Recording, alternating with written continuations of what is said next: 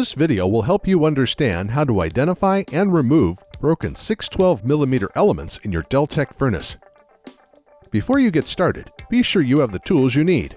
To identify and remove broken 612 elements, you'll need the following tools: 1 multimeter, 1 slotted screwdriver, 2 7/16" combination wrenches, 2 3/8" combination wrenches, 1 10mm combination wrench. Make sure that power to the furnace is disconnected before performing any work.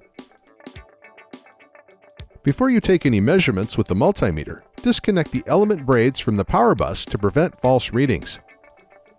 To determine which element or elements are broken, use the multimeter to check the resistance across each of the elements. Do not rely on visual inspections to determine which elements are broken, since the damage to an element may not be visible. Once a broken element is located, remove the brass 1/4 inch nut and bolt connecting the 2 contact straps on both sides of the element. This will help reduce the chance of damaging a good element. Next, loosen the 10mm stainless steel bolts on both contact straps of the broken element. Hold onto the element or the element holder with one hand and pull the contact strap off with the other hand. The contact strap may have become fused to the element due to heat.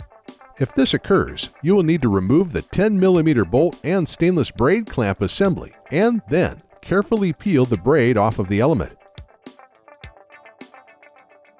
With the braid clamp assembly removed, loosen the element holders and slide the broken element out.